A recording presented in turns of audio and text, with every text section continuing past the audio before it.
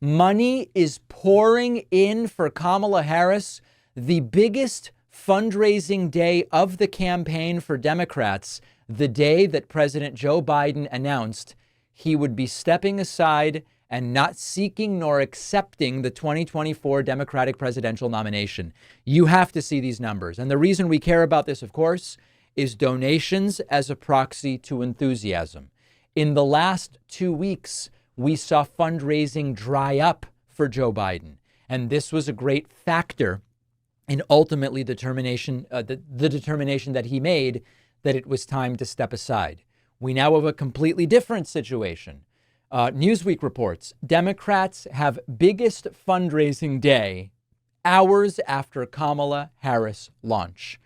Extraordinary numbers. Check this out. Act Blue putting up on Twitter the announcement that, quote, small dollar donors raised over $27.5 million on Act Blue in the first 5 hours of Vice President Kamala Harris's presidential campaign. Grassroots supporters are energized and excited to support her as the Democratic nominee. At 9 p.m., we got an update. Grassroots supporters have raised $46.7 million through Act Blue. Following Vice President Kamala Harris's campaign launch, this has been the biggest fundraising day of the 2024 cycle. Small dollar donors are fired up and ready to take on this election. Now, you all know, I think our entire system of campaign finance is completely broken. It shouldn't be done like this. We should have public financing of elections with a defined campaign duration rather than starting earlier and earlier and raising more and more money. You all know I feel that way if you've been watching this show, listening to the show for any period of time.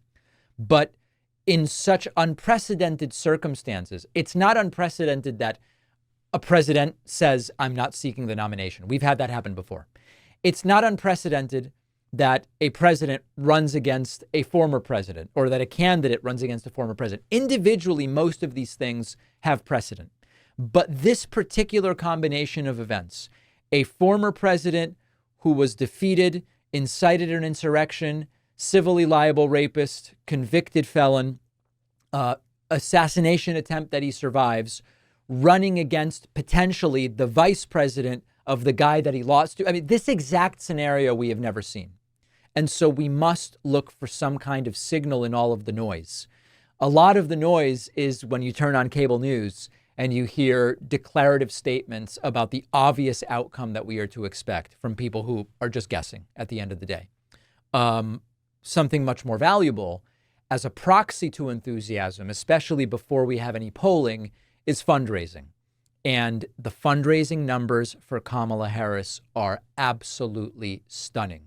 Now, she's not even the nominee yet, and I am absolutely supportive of an open process at the convention. I have no problem with that.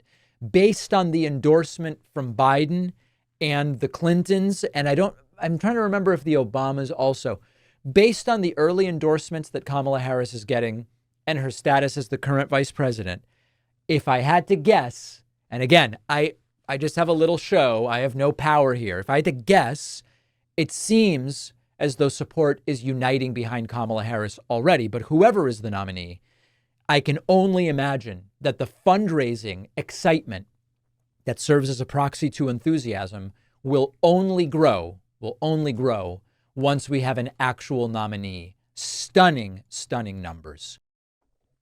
Right now, we are seeing candidates do whatever it takes to win your vote. And how the media chooses to cover certain stories, if at all, can completely shape your perspective of those candidates. But our sponsor, Ground News, is an awesome resource at a time like this. With their Vantage plan, I get access to what's called their blind spot feed that shows me stories that can be easily missed. For instance, I'm looking here at Ground News' summary about Trump distancing himself from Project 2025 amid its rising controversy, something we've been talking about. Ground News provides a great summary of the situation based on over 100 articles that Ground News found reporting on it. And Ground News shows me that almost no conservative news outlets are covering the story. Not a surprise.